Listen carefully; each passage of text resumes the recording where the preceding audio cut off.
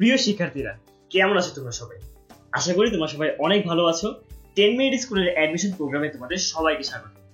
আজকে তোমাদের accounting instructor হিসেবে রয়েছি আমি বিভূতিভূষণ সাহা।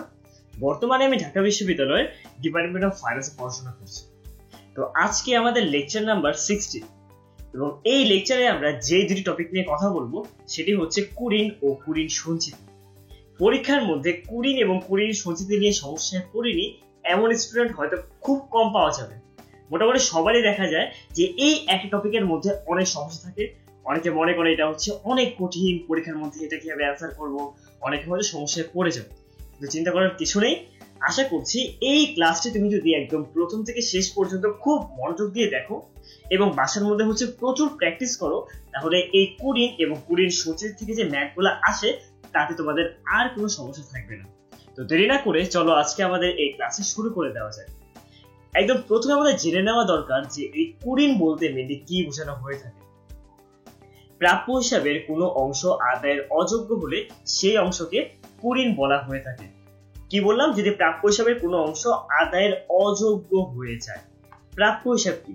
যখন আমরা ধারে পণ্য কি করে থাকি, যখন আমরা ধারে পণ্য বিক্রয় করে থাকি তখন আমাদের প্রাপ্য হিসাবের উদ্ভব ঘটে। এখন যারা প্রাপ্য হিসাব আছে তারা সবাই যে আমাদেরকে একদম সঠিক সময় পরিশোধ করে দিবে কিংবা আদৌ পরিশোধ করবে এটা কিন্তু বাধ্যতামূলক না।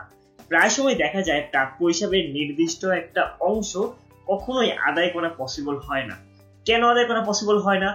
একটা রিজন হতে পারে হচ্ছে হয়তো দেনাদার বা প্রাপ্য হিসাব কি হয়ে গেল, দেউলিয়া হয়ে গেল, যার কারণে তার এই অর্থ পরিশোধ করা আর কখনোই পসিবল না। তো এরকম অনেক কারণ রয়েছে যার কারণে প্রাপ্য হিসাবের একটা অংশ কখনোই আদায় করা পসিবল হয় না, তা আদায়ের অযোগ্য হয়ে পড়ে। সেই অংশকেই কুড়িন বলা হয়ে থাকে এবং কুড়িন হিসাবকে অনাদায়ী পাওনাও বলা হয়ে থাকে। আবার অনেক ক্ষেত্রে এটাকে অনাদায়ী দেনা নামেও কি করা হয়ে থাকে, আখ্যায়িত করা হয়ে থাকে।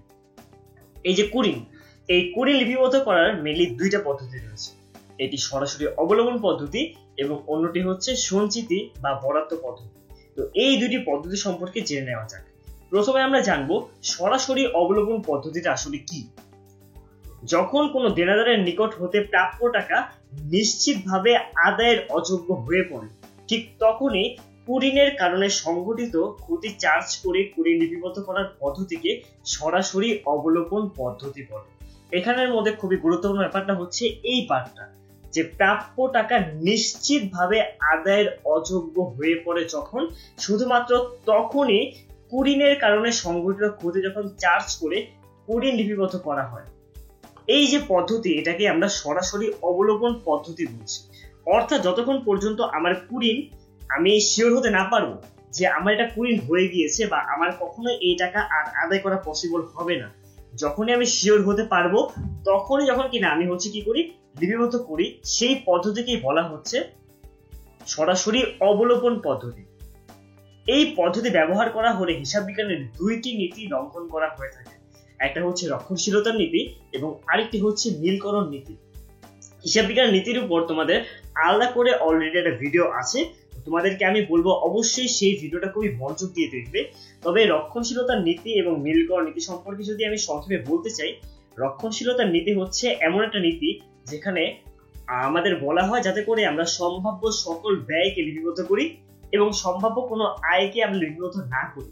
এবং নীলকরণ নীতির ক্ষেত্রে বলা হয় আয়ের ক্ষেত্রে ব্যয়কে আমাদের কি করতে হবে, লিপিবদ্ধ করতে হবে। যদি আমরা সরাসরি অবলম্বন পদ্ধতি ব্যবহার করি তাহলে হিসাব বিজ্ঞানের এই দুইটি গুরুত্বপূর্ণ নীতিকে লঙ্ঘন করা হয়ে থাকে। কিন্তু তাও কেন আমরা এই নীতিকে হচ্ছে ফলো করি বা এই পদ্ধতি কেন আমরা ফলো করে থাকি? সাধারণত যদি কোনো প্রতিষ্ঠানে সচরাচর কম পরিমাণে কি হয়ে থাকে, কুড়িন হয়ে থাকে, তখন এই পদ্ধতি ব্যবহার করা যেতে পারে। যদি কোনো প্রতিষ্ঠান ছোট হয় তাদের অবশ্যই বিক্রয় খুব একটা বেশি হবে না, বিক্রয় বেশি না হলে ধারে বিক্রয়ের পরিমাণও কম হবে, যার ফলে প্রাপ্য হিসাব খুব বেশি একটা দেখা যাবে না। প্রাপ্য হিসাব যদি কম হয় বোঝাই যাচ্ছে যে সেই প্রতিষ্ঠানের মধ্যে কুড়িন কি হবে, কম হবে। সেরকম যদি কোনো প্রতিষ্ঠানে কুড়িন কম হয়ে থাকে তাহলে তারা যেটা করতে পারে, তাহলে তারা এই সরাসরি অবলম্বন পদ্ধতি ব্যবহার করতে পারে। এই সরাসরি অবলম্বন পদ্ধতির ক্ষেত্রে কি কি লেনদেন হতে পারে এবং তার জাবেদা কি তা আমাদের এবার দেখে নেওয়া খুবই গুরুত্বপূর্ণ। প্রথমত লেনদেনটি হচ্ছে কোনো দেনাদার আদায়ের অযোগ্য হয়ে পড়লে তখন আমরা কি জাবেদা দিই, জাবেদাটা হয় কুরিন খরচ ডেবিট এবং দেনাদার ক্রেডিট। যখন কিনা কোনো দেনাদার আদায়ের অযোগ্য হয়ে পড়ছে, আমি যখন 100% শিওর হয়ে গিয়েছি, তখন সেটাকে আমরা কুরিন খরচ নামে লিপিবদ্ধ করি, যে আমি শিওর এটা আমাদের একদম আদায় করা পসিবল না, যেহেতু এখানে একটা ব্যয় বৃদ্ধি পাচ্ছে কুরিন নামক, এই কারণে কুরিন খরচকে আমরা ডেবিট করব। এবং যখন কিনা দেনাদার আদায়ের অযোগ্য হয়ে পড়লো, সেই দেনাদার কি আর রাখা কি যুক্তিযুক্ত হবে? অবশ্যই না। সেই দেনাদার কিন্তু আর সেম পরিমাণ নেই। এবার সেই যে দেনাদার আমাদের কমে গিয়েছে, যদি 5,000 টাকার যদি আমাদের কি হয় যে কুরিন হয়, সেক্ষেত্রে 5,000 টাকার দেনাদার আমাদের হ্রাস পাবে। তাই দেনাদার নামক সম্পত্তি হ্রাস পাওয়ায় দেনাদার হয়ে যাবে ক্রেডিট।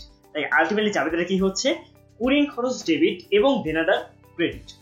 তারপরে লেনদেন দেখে নেই, পূর্বে অবলোপনকৃত যদি কুরিন পুনরুদ্ধার হয়। এখন সাধারণত এই ঘটনাটা খুব কম হয়, যে আমি ধরে নিয়েছি যে এটা আমি নিশ্চিতভাবে শিওর হয়ে গিয়েছি যে আমার কুরিন এটা হয়ে গিয়েছে, আমার এটা অনাদায়ী হয়ে গিয়েছে, কখনো এটা আদায় করা পসিবল না। কিন্তু তাও এমন মাঝে মাঝে দেখা যায় যে কুরিন হিসেবে শিওর হয়ে যাওয়ার পরেও দুই এক টাইমে অবলোপনকৃত কুরিন আবার পুনরুদ্ধার করা সম্ভব হয়, যে আমি একদম শিওর হয়ে গিয়েছিলাম এই যে দেনাদারটা রয়েছে আমাকে কখনোই পরিশোধ করবে না, কিন্তু এনিহাও অসম্ভবকে সম্ভব করে আমাকে আবার পরিশোধ করে দিল। তখন আমরা কি জাবেদা দিব? তখন জাবেদা দেওয়া হয় নগদান হিসাব ডেবিট এবং কুরিন পুনরুদ্ধার হিসাব ক্রেডিট। এই নগদটা একটা সম্পদ বৃদ্ধি পাওয়ায় নগদ ডেবিট হবে, এবং কুরিন যে পুনরুদ্ধার এটা একটা আয়। এই আয় যখন বৃদ্ধি পায় তখন কি হয়? ক্রেডিট হয়। এই কারণে কুরিন পুনরুদ্ধার এটা ক্রেডিট হয়ে যাবে। তো সরাসরি অবলোপন পদ্ধতির ক্ষেত্রে নরমালি এই দুটি লেনদেন হয়ে থাকে। সো এর ফলে কি জাবেদা হচ্ছে এবং প্রভাব হচ্ছে, এটা তোমরা জেনে গেলে। এটা কিন্তু আমাদের পরীক্ষায় আসতেই পারে, যে সরাসরি অবলোপন পদ্ধতিতে যদি কুরিন পুনরুদ্ধার করা হয় তাহলে কি প্রভাব পড়তে পারে, অথবা অপোজিটটাও আসতে পারে, যে সরাসরি অবলোপন পদ্ধতিতে যদি কুরিন পুনরুদ্ধার করা হয় এবং যদি এটাকে অন্তর্ভুক্ত না করা হয়, তখন কোন কোন প্রভাব ঘটবে। তখন এর অপোজিট যে প্রভাবগুলো ঘটবে, যে সম্পত্তি হ্রাস পাবে এবং আয় হ্রাস পেয়ে যাবে। তো আমরা জেনে গেলাম সরাসরি অবলোপন পদ্ধতি সম্পর্কে। এরপর যে নেক্সট যে পদ্ধতি রয়েছে সেটা সম্পর্কে আমরা জেনে নিই। তার পরের পদ্ধতির নাম সঞ্চিতি বা বরাদ্দ পদ্ধতি। তো এইটা আবার কোন পদ্ধতি?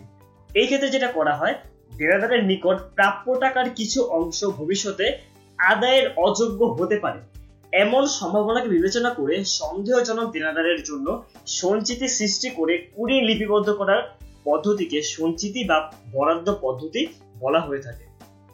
এখানে গুরুত্বপূর্ণ ব্যাপারটা যে দেনাদারের নিকট হতে প্রাপ্য অংশ ভবিষ্যতে আদায়ের অযোগ্য হতে পারে। আমি কিন্তু শিওর না যে এটা একদম হবে, বাট এটার ভালো একটা সম্ভাবনা আছে যে এই একটা নির্দিষ্ট অংশ ভবিষ্যতে আদায়ের অযোগ্য হতে পারে। এমন সম্ভাবনাকে বিবেচনা করে যখন আমরা সন্দেহজনক দেনাদারের জন্য সঞ্চিতি সৃষ্টি করি, সেই কুরিন লিপিবদ্ধ করার যে পদ্ধতি তাকে সঞ্চিতি বা বরাদ্দ পদ্ধতি বলা হয়ে থাকে। তো এই ক্ষেত্রে আমি একদম কুরিন হয়ে যাওয়ার পরে যে লিপিবদ্ধ করবো এরকম না, কুরিন হতে পারে এই সম্পর্কে আমার একটা আইডিয়া আছে। তো ভবিষ্যতে কি পরিমাণে কুরিন হবে তার জন্য যদি আলাদা করে সঞ্চিতি সৃষ্টি করা হয়, তার যে পদ্ধতি তাকে বলা সঞ্চিতি বা বরাদ্দ পদ্ধতি। প্রতি হিসাবকালের শেষে সম্ভাব্য কুরিন ধার্য করে কুরিন খরচ এবং দেনাদারের আনুমানিক রাশি লিপিবদ্ধ করার জন্য সমন্বয় জাবেদা দেওয়া হয়ে থাকে। তো আমাকে দেখতে হবে প্রত্যেক হিসাবকালের শেষে কি পরিমাণে কুরিন ধার্য করতে হচ্ছে এবং দেনাদারের আনুমানিক রাশিটা কি হতে পারে, এইগুলোর জন্য আমার সমন্বয় জাবেদা দেওয়া হয়ে থাকে। এবার আমরা দেখে নেই কুরিনের যে সঞ্চিত বরাদ্দ পদ্ধতি রয়েছে সেই ক্ষেত্রে কি কি লেনদেন হতে পারে এবং তার জাবেদা এবং তার প্রভাব। প্রথম লেনদেনটি, হিসাবকাল শেষে কুরিন সঞ্চিতি সৃষ্টি বা বৃদ্ধি করার জন্য সমন্বয় দাখিলা। যে আমার হিসাবকাল শেষ হয়ে গিয়েছে, এখন আমি কুরিন সৃষ্টি করতে চাচ্ছি, এর জন্য আমাকে কি সমন্বয় দাখিলা দেওয়া লাগবে, কিংবা আগের থেকে আমার কুরিন সঞ্চয় সৃষ্টি করা আছে, এবার এটাকে আমি বৃদ্ধি করতে চাই, তো তার ফলে আমার কি জাবেদা দেওয়া লাগে। এই ক্ষেত্রে জাবেদা হবে কুরিন খরচ ডেবিট। আমার ভবিষ্যতে যে পরিমাণে আমি অনুমান করে নিচ্ছি যে আমার এই পরিমাণে আমার ক্ষতি হবে, কুরিন নামক ক্ষতি হবে, সেই পরিমাণ ক্ষতিকে আমার ডেবিট করতে হয়। যেহেতু এখানে একটা ব্যয় বা ক্ষতি বৃদ্ধি পাচ্ছে, তাই কুরিন খরচ হয়ে যাবে ডেবিট। এবং যে পরিমাণে কুরিন খরচকে আমি ডেবিট করছি সেই পরিমাণ টাকা আমার সঞ্চিতি হিসাবে এই কুরিন সঞ্চিতি হিসাবে রাখতে হয়। এই কারণে কুরিন সঞ্চিতি ক্রেডিট হয়ে যাচ্ছে। তার কারণটা কি? কারণ এখানে সম্পত্তি হ্রাস পাচ্ছে। আবার এখানে অন্যভাবে বলা যায় যে বিপরীত সম্পত্তি বৃদ্ধি পাচ্ছে। কুঋণ সঞ্চিতি একটি বিপরীত সম্পত্তি হিসাব। বিপরীত সম্পত্তি হিসাব যখন বৃদ্ধি পায় কিংবা সম্পত্তি যখন হ্রাস পায় তখন সেটাকে ক্রেডিট হিসেবে বিবেচনা করতে হয়। এই কারণে কুঋণ খরচ হয়ে যাচ্ছে ডেবিট এবং কুঋণ সঞ্চিতি হয়ে যাচ্ছে ক্রেডিট। আমরা কি করলাম, হিসাবকাল শেষে যে পরিমাণে কুঋণ সঞ্চিতি করা দরকার তা সৃষ্টি করছি এবং বৃদ্ধির জন্য আমরা এই সমন্বয়টা দিয়ে নিচ্ছি। তারপরে 2 নম্বর লেনদেনটি হচ্ছে পরবর্তী হিসাবকালে যখন কিনা কুঋণ হয় তখন কুঋণ অবলোপনের জন্য দাখিলা। অর্থাৎ আমি তো আগের থেকে কুঋণ হতে পারে এই সম্ভাবনাকে বিবেচনায় এনে আমি অলরেডি কুঋণ সঞ্চিতি সৃষ্টি করেছি, কিন্তু পরবর্তী হিসাবকালে যখন কিনা আসলেই আমার যে পরিমাণে কুঋণ হবে তখন আমি কি জাবেদা দিব। এই ক্ষেত্রে জাবেদাটা হচ্ছে কুঋণ সঞ্চিতি ডেবিট এবং দেনাদার হিসাব ক্রেডিট। যেহেতু আমি আগের থেকে কুঋণ সঞ্চিতি ক্রিয়েট করে রেখেছিলাম, কারণ আমার কি হতে পারে, ভবিষ্যতে কুঋণ হতে পারে।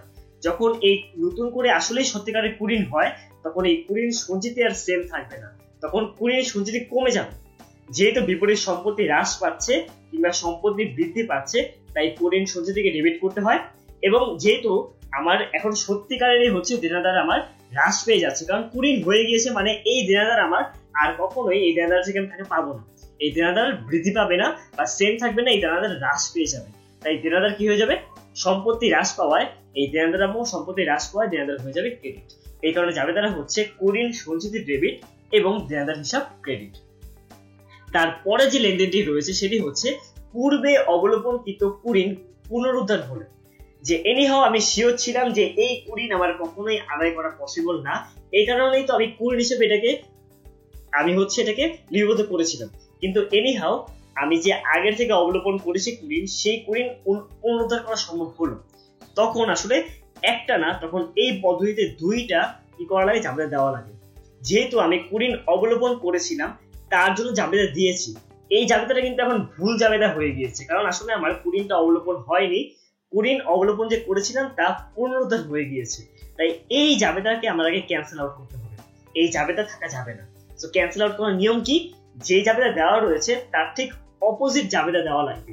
অর্থাৎ আগে দেনাদার ছিল ক্রেডিট, এখন দেনাদার হয়ে যাবে ডেবিট, এবং আগে কুঋণ সঞ্চিতি ছিল হচ্ছে ডেবিট, এখন কুঋণ সঞ্চিতি হয়ে যাবে ক্রেডিট। তাই জাবেদা কি হচ্ছে, দেনাদার হিসাব ডেবিট এবং কুঋণ সঞ্চিতি ক্রেডিট। প্রভাবটা কি পড়ছে, প্রভাবটা হচ্ছে সম্পত্তি বৃদ্ধি পাচ্ছে এবং কুঋণ সঞ্চিতি ক্রেডিট হওয়ার ফলে সম্পত্তি হ্রাস পাচ্ছে কিংবা বিপরীত সম্পত্তি বৃদ্ধি পাচ্ছে। এটা ছিল হচ্ছে প্রথম জাবেদা। এবার সেকেন্ড জাবেদায় ফিরে আসি। সেকেন্ড জাবেদাটা হচ্ছে সিম্পল জাবেদা, যে দেনাদার যখন কিনা আমাকে নগদ অর্থ পরিশোধ করে দেয় তখন আমি কি জাবেদা দিই, তখন জাবেদা দেই নগদান হিসাব ডেবিট, দেনাদার হিসাব ক্রেডিট। কারণ নগদ নামক একটা সম্পত্তি বৃদ্ধি পাচ্ছে তাই নগদান হিসাব ডেবিট, এবং দেনাদার নামক একটা সম্পত্তি হ্রাস পেয়ে যাওয়ায় দেনাদার হয়ে যাবে ক্রেডিট। সো সঞ্চিতি বা বরাদ্দ পদ্ধতির মধ্যে আমরা মেনলি এই যে জাবেদাগুলো রয়েছে এইগুলাই করে থাকি, এবং এর প্রভাবগুলো হচ্ছে আমরা জেনে গেলাম যে কোন লেনদেনের ফলে কোন জাবেদা হয় এবং তার ফলে কোন কোন প্রভাব পড়ে থাকে। তো এবার আমরা কিছু প্র্যাকটিস কোয়েশ্চেন দেখে নিই। আমাদের এখানে বলা হয়েছে বছরের শুরুতে দেনাদারের পরিমাণ 55,000 টাকা, কুঋণ অবলোপন 5,000 টাকা হলে সমাপনী দেনাদারের পরিমাণ কত। তো খেয়াল করে দেখো, বছরের শুরুতে দেনাদার ছিল 55,000, এই দেনাদারকে বলা হয়ে থাকে প্রারম্ভিক দেনাদার। কুঋণ অবলোপন করা হলো 5,000 টাকা। কুঋণ অবলোপনের ফলে কিন্তু প্রাপ্য হিসাব আর সেম থাকে না, প্রাপ্য হিসাব কমে যায়। সো বছরের শুরুতে ছিল 55,000, প্রাপ্য হিসাব কমে গেল 5,000, তার ফলে এখন বলতো সমাপনী দেনাদার কত হবে। 55,000 থেকে 5,000 মাইনাস করলে সমাপনী দেনাদার হয়ে যাচ্ছে 50,000 টাকা। ঠিক আছে, তো এবার আমরা দেখে নিই আমাদের নেক্সট যে কোশ্চেনটা দেওয়া রয়েছে।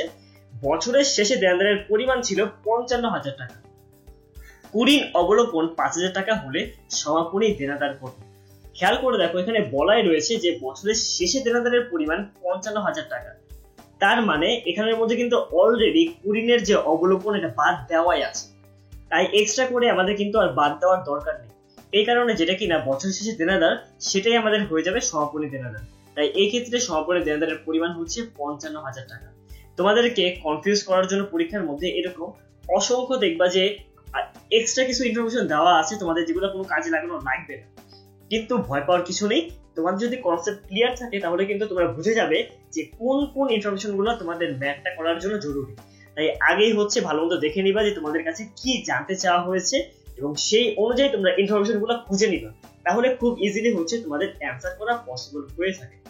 তারপরে আমরা দেখে নিই যে কুরিন নিয়ে আমরা দেখে আসলাম যে কুরিন কি। এবার আমার জানা দরকার যে কুরিন সঞ্চিতিটা আসলে কি জিনিস। দেনাদারের নিকট হতে প্রাপ্য টাকার কিছু অংশ ভবিষ্যতে আদায়ের অযোগ্য হতে পারে এমন সম্ভাবনাকে বিবেচনা করে সন্দেহজনক দেনাদারের জন্য যে সঞ্চিতি সৃষ্টি করা হয় তাকেই বলা হয়ে থাকে কুরিন সঞ্চিতি। অর্থাৎ ভবিষ্যতের মধ্যে আমার দেনাদার হয়তো আমাকে টাকা দিবে না, তার জন্য যে আমি সঞ্চিতি সৃষ্টি করছি তাকেই বলা হচ্ছে কুরিন সঞ্চিতি। এবং কুরিন সঞ্চিতিকে সন্দেহজনক ঋণ সঞ্চিতি কিংবা অনাদায়ী পাওনা সঞ্চিতিও বলা হয়ে থাকে। আমরা একটু আগেই দেখে এসেছি যে কুরিন সঞ্চিতি কি। এটা একটি ভবিষ্যৎ ব্যবস্থা যা আলটিমেটলি দেনাদারের আনুমানিক হ্রাস প্রদর্শন করে। আমি কিন্তু শিওর না যে আমার এই পরিমাণে হ্রাস পাবে, ভবিষ্যতে আমার হ্রাস পেতে পারে, যে আমি পূর্ব অভিজ্ঞতার ভিত্তিতে বলতে পারছি যে আমার ভবিষ্যতে বা সামনের হিসাব খালে আমার 5,000 টাকার দেনাদার আসলে হ্রাস পাবে। তো এই অনুমানের ভিত্তিতে আমি যে পরিমাণে সঞ্চিতি রাখবো বা আমি যে পরিমাণে দেনাদার হ্রাস করে দিব তাকেই আমরা বলছি কুরিন সঞ্চিতি। এই কারণে বলা হচ্ছে এটা একটা ভবিষ্যৎ ব্যবস্থা এবং এর ফলে দেনাদারের আনুমানিক হ্রাস প্রদর্শন করা হয়ে থাকে। কুরিন সঞ্চিতি এটি বিপরীত সম্পত্তি হিসাব। কুরিন সঞ্চিতির ফলে আসলে সম্পত্তি হ্রাস পায়। কোন সম্পত্তি হ্রাস পায়? দেনাদার নামক যে সম্পত্তি রয়েছে সেটা হ্রাস পায়। এই কারণে কুরিন সঞ্চিতিকে এটি বিপরীত সম্পত্তি হিসাব বলা হয়ে থাকে এবং স্বাভাবিকভাবে এটি ক্রেডিট জের প্রকাশ করে। তারপর দেখে নেই যে কুরিন সঞ্চিতি ধার্য করার কয়টি পদ্ধতি রয়েছে। এই কুরিন সঞ্চিতি ধার্য করার দুইটি পদ্ধতি রয়েছে। একটি হচ্ছে সমাপনী দেনাদারের উপর শতকরা হারে কুরিন সঞ্চিতি ধার্যকরণ এবং অপরটি হচ্ছে নেট ধারে বিক্রয়ের উপর শতকরা হারে কুরিন সঞ্চিতি ধার্যকরণ। তো কোনটি দ্বারা আসলে কিভাবে কাজ করতে হয় সেটি সম্পর্কে আমরা একটু পরে জেনে নিব। এর আগে আমাদের একটা ছক সম্পর্কে জেনে নেওয়াটা হচ্ছে খুবই গুরুত্বপূর্ণ। ছকটি হচ্ছে এরকম যে কুরিন সঞ্চিতির যে খতিয়ান রয়েছে সেই খতিয়ানটা, এখানে ডেবিট পাশে কি কি থাকবে? কুরিন অবলোপন এবং সমাপনী জের, এবং ক্রেডিট পাশে থাকবে প্রারম্ভিক জের, কুরিন পুনরুদ্ধার এবং কুরিন সঞ্চিতির জের। আমরা একটু আগে জেনে এসেছি যে কুরিন সঞ্চিতি সাধারণত ক্রেডিট জের হয়ে থাকে, তাই এর যে প্রারম্ভিক জেরটা রয়েছে সেটা অবশ্যই ক্রেডিট পাশে গিয়ে বসবে। কুরিন পুনরুদ্ধার, কুরিন যখন কিনা আমরা অবলোপন করি তখন কুরিন সঞ্চিতি ডেবিট হয়ে যায়, এবং যখন কিনা আমরা কুরিন পুনরুদ্ধার করি তখন কুরিন সঞ্চিতি ক্রেডিট হয়ে যায়। এই কারণে কুরিন যে অবলোপন সেটা ডেবিটে বসছে এবং কুরিনের পুনরুদ্ধার সেটা বসছে ক্রেডিটে। কুরিন সঞ্চিতির বৃদ্ধি, এই বছরে যে পরিমাণে কুরিন সঞ্চিতির বৃদ্ধি পাবে সেটাকে আমাদের এই ক্রেডিট পাশে আনতে হবে, কারণ কুরিন সঞ্চিতির যে জের সেটা সাধারণত ক্রেডিট জের প্রকাশ করে, এবং এদের যে পার্থক্য বা ব্যালেন্স যে সিডি আছে সেটাকে আমরা বলছি সমাপনী জের। যে এই বছরের শেষে আলটিমেটলি কুরিন সঞ্চিতির কি পরিমাণে জের পড়ে রয়েছে। তোমাদেরকে এই যে ছকটা রয়েছে এই ছকটা খুবই ভালো মতো মেমোরাইজ করতে হবে। যদি এই ছকটা খুবই ভালো মতো মেমোরাইজ করতে পারো, বিলিভ মি তোমাদের কুরিন সঞ্চিতির ম্যাথটা করার ক্ষেত্রে আর কোনো ধরনের সমস্যা হবে না। কিভাবে মনে রাখবা? মনে রাখার জন্য জাস্ট এতটুকু মাথায় রাখতে হবে যে ডেবিট পাশে বসে হচ্ছে শুধু দুইটা আইটেম, একটা হচ্ছে কুরিন অবলোপন আর একটা সমাপনী জের, এবং ক্রেডিট পাশে বসে তিনটা উপাদান, একটা প্রারম্ভিক জের, একটা হচ্ছে কুরিন পুনরুদ্ধার এবং আরেকটি হচ্ছে কুরিন সঞ্চিতির বৃদ্ধি। তোমাদের প্রাইমারিলি এই ছকটা আগে হচ্ছে ভালো মতো মেমোরাইজ করা লাগবে। এখন আমরা একটু পরেই দেখবো যে এই ছকটা আমরা কিভাবে করে হচ্ছে বা কোথায় ব্যবহার করি। তার আগে জেনে নেওয়া দরকার দুইটা মোস্ট ইম্পর্টেন্ট উপাদান সম্পর্কে। একটা হচ্ছে কুরিন সঞ্চিতির বৃদ্ধি এবং আরেকটি হচ্ছে সমাপনী জের। আমরা একটু আগে তোমাদের বলে আসলাম না যে কুরিন সঞ্চিতি ধার্য করার দুইটি পদ্ধতি রয়েছে। একটি হচ্ছে সমাপনী দেনাদারের উপর আমাদেরকে শতকরা হারে কুরিন সঞ্চিতি ধার্য করতে হবে, অথবা নেট ধারে বিক্রয়ের উপর আমাদেরকে শতকরা হারে কুরিন সঞ্চিতি ধার্যকরণ করতে হবে। কোনটি দ্বারা আসলে কি বোঝায়? কুরিন সঞ্চিতির যে বৃদ্ধি রয়েছে এটি সাধারণত বিশদ আয় বিবরণীতে প্রদর্শন করা হয়, এবং নেট ধারে বিক্রয়ের উপর শতকরা হারে কুরিন সঞ্চিতি ধার্যকরণ পদ্ধতির মাধ্যমে কুরিন সঞ্চিতির বৃদ্ধির পরিমাণ নির্ণয় করা হয়। এবং সমাপনী জের এটি প্রদর্শন করা হয় আর্থিক অবস্থার বিবরণীতে, এবং সমাপনী দেনাদারের উপর শতকরা হারে কুরিন সঞ্চিতি ধার্যকরণ। এই পদ্ধতির মাধ্যমে কুরিন সঞ্চিতির সমাপনী জেরটাকে হচ্ছে নির্ণয় করা হয়। তোমাদের কোয়েশ্চেনে আইদার দেওয়া থাকবে নেট বিক্রয় অথবা সমাপনী দেনাদার, এবং তোমাদের অবশ্যই পার্সেন্ট দেওয়া থাকবে একটা, তো কোশ্চেনের উপর ডিপেন্ড করে আমাদের আসলে নির্ভর করবে আমরা কি কুড়ির সঞ্চিতির বৃদ্ধি বের করছি নাকি আমরা কুড়ির সঞ্চিতির সমাপনী জের বের করছি। তোমাদের যদি কোশ্চেনের মধ্যে ধারে বিক্রয় দেওয়া থাকে, বিক্রয়ের উপর যখন কিনা পার্সেন্টেজ করবা তখন মেইনলি বের হয় কুড়ির সঞ্চিতি কি পরিমাণে বৃদ্ধি পাচ্ছে। এবং তোমাদের কোশ্চেনে যখন কিনা সমাপনী দেনাদার দেওয়া থাকবে তার উপর যখন কিনা পার্সেন্ট করবা তখন কি বের হবে, কুড়ির সঞ্চিতির আসলে সমাপনী জেটটা বের হয়ে যাবে। এই জিনিসটা মনে রাখাটা খুবই গুরুত্বপূর্ণ। কি বললাম, আই রিপিট, যখন কিনা তোমাদের কোশ্চেনের মধ্যে ধারে বিক্রয় দেওয়া থাকবে তাহলে ধারে বিক্রয়ের উপর পার্সেন্ট করলে তোমাদের যা বের হবে তা হচ্ছে কুড়ির সঞ্চিতি এই বছরে কি পরিমাণে বৃদ্ধি পেয়েছে। এবং যখন তোমাদের কোশ্চেনের মধ্যে সমাপনী দেনাদার দেওয়া থাকবে তখন যদি পার্সেন্ট তোমরা করে দাও সমাপনী দেনাদারের উপর তাহলে তোমাদের বের হচ্ছে কুড়ির সঞ্চিতির সমাপনী জের কত। এই দুইটা তোমাদের কি হবে পরীক্ষার মধ্যে হচ্ছে হেল্প করবে। তোমাদের কোশ্চেনে যদি দেওয়া থাকে ধারে বিক্রয় এবং তোমাদের বের করতে বলে কুড়ির সঞ্চিতি বৃদ্ধির পরিমাণ, তাহলে খুবই সিম্পল, ধারে বিক্রয়ের উপর তোমরা পার্সেন্টটা হচ্ছে গুণ করে দিবা, ধারে বিক্রয়ের সাথে পার্সেন্ট গুণ করলে তোমাদের কুড়ির সঞ্চিতি বৃদ্ধি বের হয়ে যাবে কি পরিমাণে কুড়ির সঞ্চিতি বৃদ্ধি পাচ্ছে। আবার যদি তোমাদের কোশ্চেনে দেওয়া থাকে সমাপনী দেনাদারের পরিমাণ এবং যদি পার্সেন্টেজ দেওয়া থাকে সমাপনী দেনাদারের উপর যদি তোমরা এই পার্সেন্টটা হচ্ছে গুণ করে দাও তাহলে তোমাদের পরীক্ষায় হচ্ছে কুড়ির সঞ্চিতির সমাপনী জেটটা বের হয়ে যাবে। এখন সমস্যা হয় কখন, যখন তোমাদের কোশ্চেনে দেওয়া থাকে ধারে বিক্রয় কিন্তু তোমাদের বের করতে বলে কুড়ির সঞ্চিতির সমাপনী জেট, অথবা তোমাদের কোশ্চেনে দেওয়া থাকে সমাপনী দেনাদার এবং তোমাদের কোশ্চেনে বের করতে বলে কুড়ির সঞ্চিতির বৃদ্ধির পরিমাণ, তখনই গিয়ে আসলে ঝামেলা লাগে। কারণ নেট বিক্রয় দিয়ে আসলে কুড়ির সঞ্চিতির সমাপনী জেট বের করা যায় না এবং সমাপনী দেনাদার দিয়ে কুড়ির সঞ্চিতির বৃদ্ধির পরিমাণ বের করা যায় না। তাহলে আমরা তখন কি করব, আমরা যে একটু আগে ছক দেখে আসলাম এই ক্ষেত্রে হচ্ছে আমাদের ছকের কাজটা হবে, অর্থাৎ যখন কিনা অপোজিট জিনিসগুলো বের করতে বলবে, কোশ্চেনে দেওয়া ধারে বিক্রয় বের করতে বললো কুড়ির সঞ্চিতির সমাপনী জেট, তখন ছক ব্যবহার করতে হবে। অথবা আমাদের কোশ্চেনে দেওয়া সমাপনী দেনাদার এবং আমাদেরকে বের করতে বলা হলো কুড়ির সঞ্চিতির বৃদ্ধির পরিমাণ কত, তখন তোমাদেরকে এই ছকটা ব্যবহার করতে হবে। এবং যদি ডাইরেক্ট দেওয়া থাকে যে ধারে বিক্রয় দেওয়া সঞ্চিতি বৃদ্ধির পরিমাণ নির্ণয় করো এবং দেনাদার দেওয়া কুড়ির সঞ্চিতির সমাপনী জেট বের করো, তখন খুবই সিম্পল, জাস্ট পার্সেন্টেজ বের করে দিলে হয়ে যাবে। তোমাদের খুব কঠিন মনে হচ্ছে, চিন্তা করার কিচ্ছু নেই। আমরা হচ্ছে এখন কিছু প্র্যাকটিস কোশ্চেন দেখবো। বিলিভ মি, যদি এই প্র্যাকটিস কোশ্চেন গুলা ভালো মতো তোমরা যদি প্র্যাকটিস করতে পারো, এই যে ঝামেলাগুলো মনে হচ্ছে যে এত কঠিন কিভাবে করবো, এই ঝামেলাগুলো আর থাকবে না। আমরা চলে যাই আমাদের প্র্যাকটিস কোশ্চেনটার মধ্যে। একদম প্রথম প্র্যাকটিস কোশ্চেনে কি বলা হয়েছে, বছরের শুরুতে কুড়ির সঞ্চিতির জের ছিল 7,000 টাকা। 2018 সালে কুড়ির অবলোকন করা হয় 22,000 টাকা এবং প্রারম্ভিক দেনাদারের পরিমাণ ছিল 72,000 টাকা। দেনাদারের উপর 10% হারে কুড়ির সঞ্চিতির ব্যবস্থা গ্রহণ করা হলে উদ্বৃত্ত পত্রে দেনাদার থেকে কত টাকা বাদ দিতে হবে। আমরা আগে কোয়েশ্চেনটা খুবই ভালো মতো পড়ি। সবসময় মনে রাখবা যে কি কি দেওয়া রয়েছে তার আগে তোমাদের পড়ে নেওয়া উচিত তোমাদের কাছে আসলে কি জানতে চাওয়া হচ্ছে। আমার কাছে বলা হয়েছে উদ্বৃত্ত পত্রে দেনাদার থেকে কত টাকা বাদ দিতে হবে। যখন কিনা আমাদের উদ্বৃত্ত পত্র অথবা আর্থিক বিবরণীতে কাজ করতে হয়, সেখানে আসলে কি নিয়ে কাজ করি, সেখানে আমরা কাজ করি হচ্ছে সমাপনী দেনাদার নিয়ে। আমরা যখন কিনা বিশদ আয় বিবরণীর কথা বলবে তখন আমরা বুঝবো আমাদের কুড়ির সঞ্চিতির বৃদ্ধির পরিমাণের কথা বলা হচ্ছে, এবং যখন আমাদেরকে বলা হবে আর্থিক অবস্থার বিবরণী অথবা উদ্বৃত্ত পত্রের কথা তখন আমরা বুঝে নিব আমাদেরকে বলা হচ্ছে কুড়ির সঞ্চিতির সমাপনী জেরের কথা। তো যেহেতু এখানে বলা হয়েছে উদ্বৃত্ত পত্রে দেনাদার থেকে কত টাকা বাদ দিতে হবে, আমাদের কাছে জানতে চাওয়া হচ্ছে কুড়ির সঞ্চিতির সমাপনী জের কত।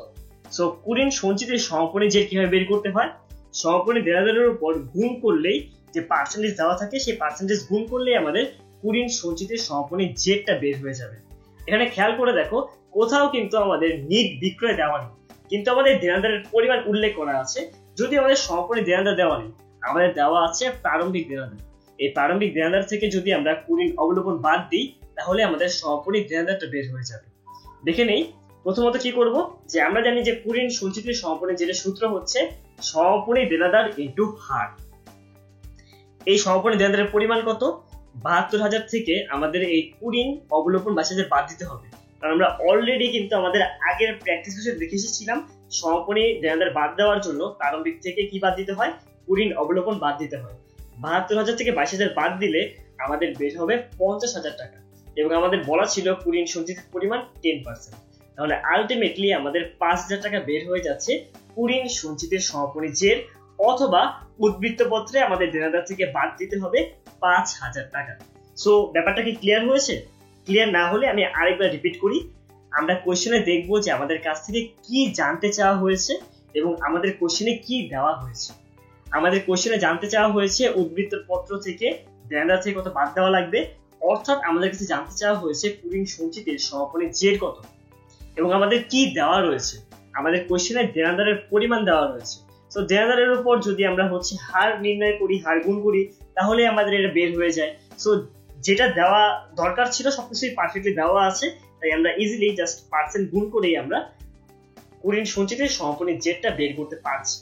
কিন্তু এবার পরের কোশ্চেনে দেখে নিই। পরের কোশ্চেনটা হচ্ছে একটু অন্যরকম। এখানে বলা হয়েছে যে বছরের শুরুতে কুড়ির সঞ্চিতির জের ছিল ৫,০০০ টাকা। ২০১৮ সালে কুড়ির অবলোকন করা হয় ১০,০০০ টাকা এবং সমাপনী দেনাদার ছিল ৬০,০০০ টাকা। দেনাদারের উপর ৫% হারে কুড়ির সঞ্চিতির ব্যবস্থা গ্রহণ করা হলে মুনাফার বিপরীতে কত টাকা চার্জ করতে হবে।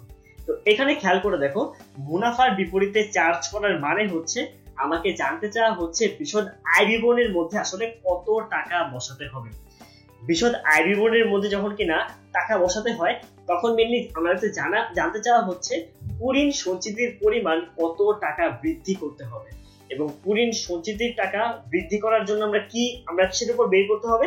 আমাদের কাছে যদি নেট বিক্রয় দেওয়া থাকে, নেট বিক্রয়ের সাথে পার্সেন্ট গুণ করলে মুনাফার বিপরীতে কত টাকা চার্জ করতে হয় সেটা বের হয়ে যায়। কিন্তু যদি কোশ্চেনে খেয়াল করে দেখো, কোথাও আমাদের নেট বিক্রয় দেওয়া ছিল না। তাহলে এই ম্যাটার কিভাবে করব? যখনই কিনা আমাদের পারফেক্ট তথ্য দেওয়া থাকবে না, তখনই আমাদেরকে অবশ্যই ছকটা ব্যবহার করতে হবে। কিন্তু আমাদের কোশ্চেনে কি দেওয়া আছে? আমাদের কোশ্চেনের মধ্যে সমাপনী দেনাদার দেওয়া আছে। তো সমাধানের জন্য কি করতে হবে? সমাধানের জন্য আমাদের এই ছকটা ব্যবহার করতে হবে। ছকের জন্য আমাদের প্রথমত কোশ্চেনে প্রারম্ভিক জের দেওয়া আছে যে বছরের শুরুতে কুড়ির সঞ্চিতির জের ছিল ৫,০০০ টাকা। এই জেরটাকে আমরা এখানে বসিয়ে দিলাম। ফাইন। কুড়ির অবলোকনের পরিমাণ দেওয়া আছে ১০,০০০ টাকা, যে ২০১৮ সালে কুড়ির অবলোকন করা হয় ১০,০০০।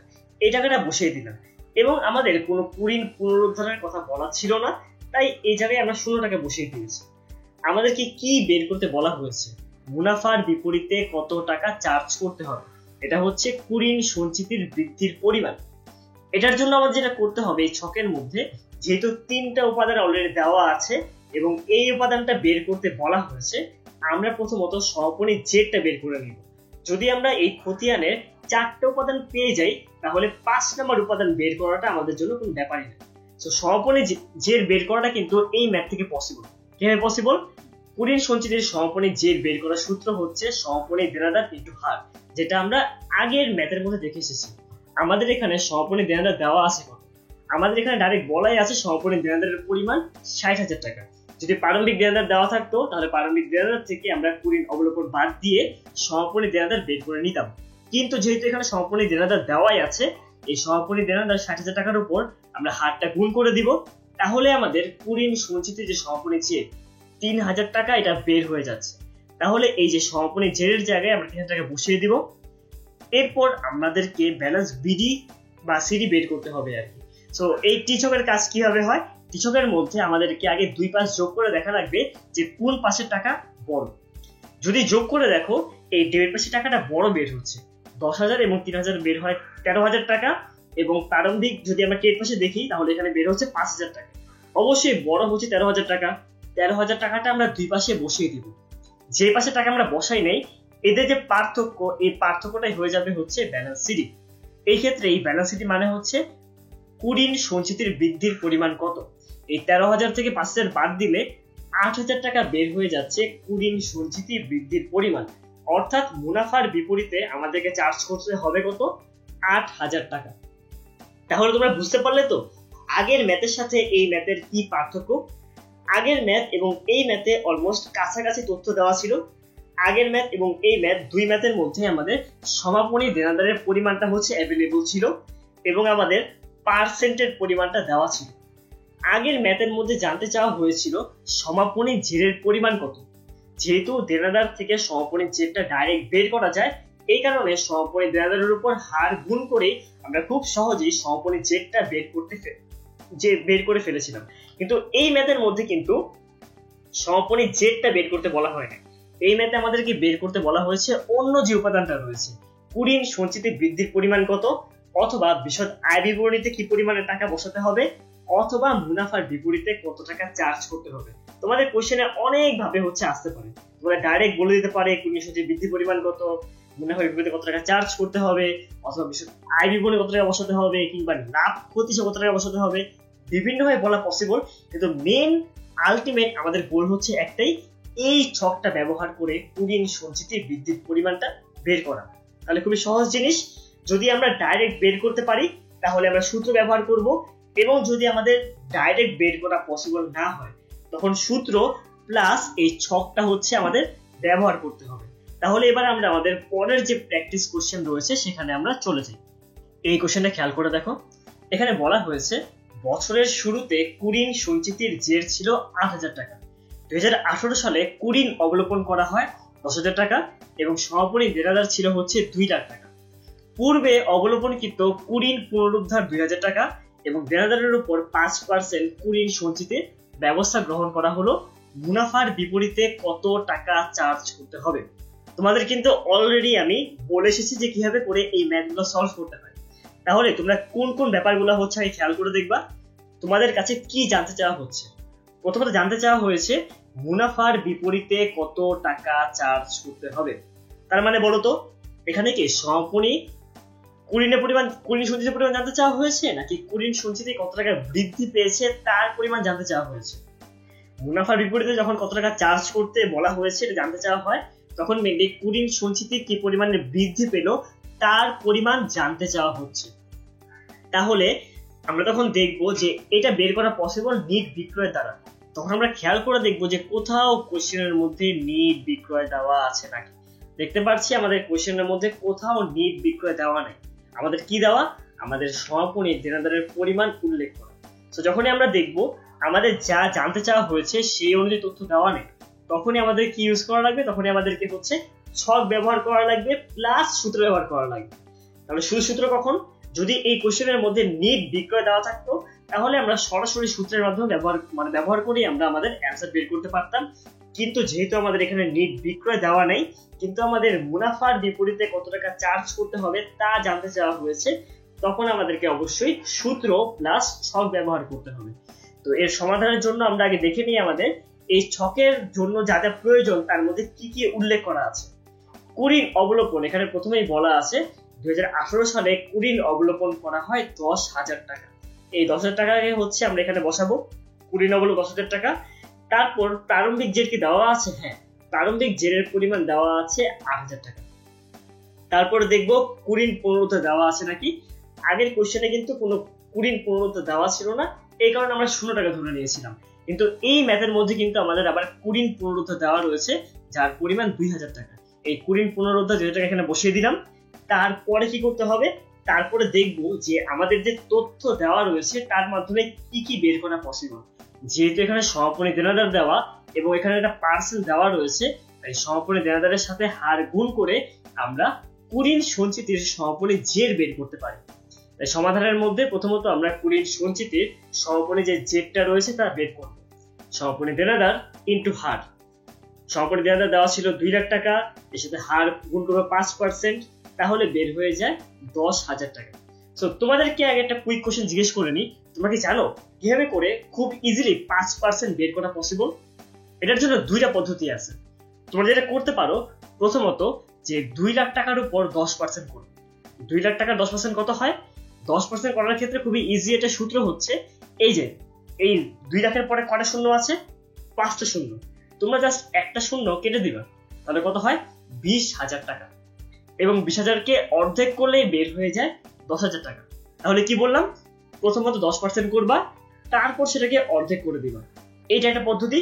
অথবা উল্টা কাজ করতে পারো, তোমরা 2 লাখকেই আগে অর্ধেক করে নাও। 2 লাখকে অর্ধেক করলে বের হয় 1 লাখ টাকা, তার উপর তোমরা 10% করো। তাহলে বের হয় 10,000 টাকা। সো ইজিলি তোমরা এইভাবে করে 5% ম্যাথগুলো খুবই পরীক্ষায় ইজিলি করতে পারবো। আচ্ছা ঠিক আছে, সো আমরা একটা কুইক একটা সলভ দিয়ে নিলাম। এবার আমরা ফিরে আসি আমাদের মেন ম্যাথের মধ্যে। যেহেতু আমরা কুড়িন সঞ্চিত সমাপনী জের পেয়ে গিয়েছি, এটাকে আমরা এই ছকের মধ্যে বসিয়ে নিব।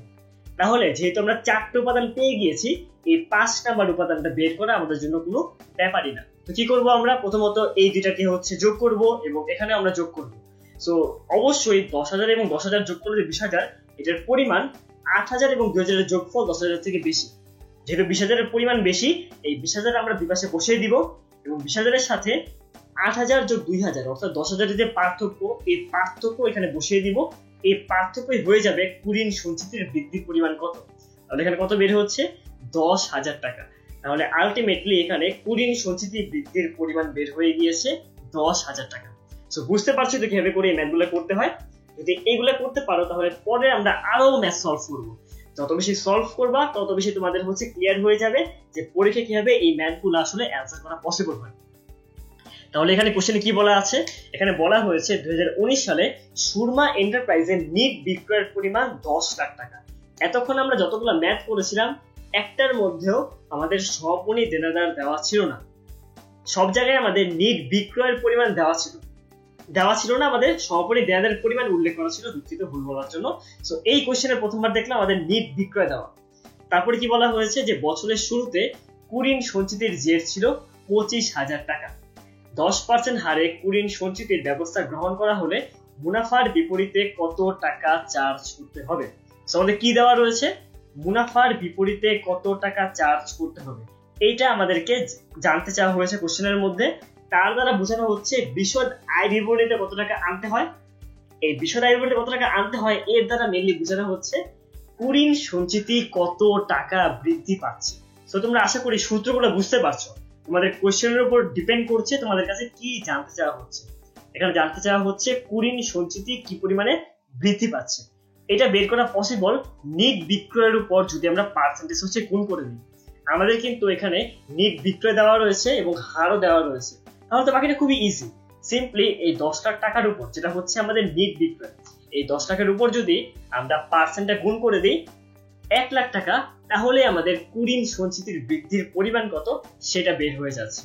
তো কি বললাম, যেহেতু আমাদের কোশ্চেনে জানতে চাওয়া হচ্ছে মুনাফার বিপরীতে কত টাকা চার্জ করতে হবে কিংবা আমাদের কুড়িন সঞ্চিতির বৃদ্ধির পরিমাণ কত এটা জানতে চাওয়া হচ্ছে, এটা বের করার সূত্রই হচ্ছে নিট বিক্রয় ইনটু হার, এবং আমাদের কোশ্চেনে নিট বিক্রয় দেওয়া রয়েছে। তো সেই ক্ষেত্রে খুবই ইজি, এই নিট বিক্রয়ের উপর আমরা হারটা গুণ করে দিব, যার ফলে 1 লাখ টাকা হয়ে যাবে আমাদের কুড়িন সঞ্চিতির বৃদ্ধির পরিমাণ। আমরা যদি এর পরে কোশ্চেনে চলে যাই তাহলে আমরা দেখতে পারবো এখানে বলা হয়েছে 2019 সালে সুরমা এন্টারপ্রাইজের নিট বিক্রয়ের পরিমাণ 10 লাখ টাকা। বছরের শুরুতে কুড়িন সঞ্চিতির জের ছিল 25,000 টাকা। 5% হারে কুড়িন সঞ্চিতি ব্যবস্থা গ্রহণ করা হলে উদ্বৃত্ত পত্রে দেনাদার থেকে কত টাকা বাদ দিতে হবে। সো আমরা এবার দেখে নিই আমাদের কোশ্চেনে কি জানতে চাওয়া হয়েছে। প্রথমত উদ্বৃত্ত পত্রে দেনাদার থেকে কত টাকা বাদ দিতে হবে। উদ্বৃত্ত পত্রে কত টাকা বাদ দিতে হবে এর দ্বারা মিনিং করে আমার সমাপনী কুড়িন সঞ্চিতির পরিমাণ কত। সমাপনী কুড়িন সঞ্চিতি বের করার সূত্র কি, এটার সূত্র হচ্ছে সমাপনী দেনাদার ইনটু হার। কিন্তু কোশ্চেনে খেয়াল করে দেখো তো কোথাও কি সমাপনী দেনাদার দেওয়া আছে, নাই। কিন্তু আমার কোশ্চেনে দেওয়া রয়েছে নিট বিক্রয়ের পরিমাণ দেওয়া কত, 10 লাখ টাকা। তো যখনই আমাদের কাছে পর্যাপ্ত পরিমাণে তথ্য থাকবে না, তখনই আমাদেরকে সূত্র প্লাস ছক ব্যবহার করা লাগবে। তো এই কারণে আমরা ছকটা দেখে নিই। ছকের মধ্যে ডান পাশে আসে আগের মতো যে প্রারম্ভিক জের, কুড়িন পুনরুদ্ধার এবং কুড়িন সঞ্চিতির বৃদ্ধি, এবং ডের পাশে কি আসে, কুড়িনের অবলোপন এবং সমাপনী জের।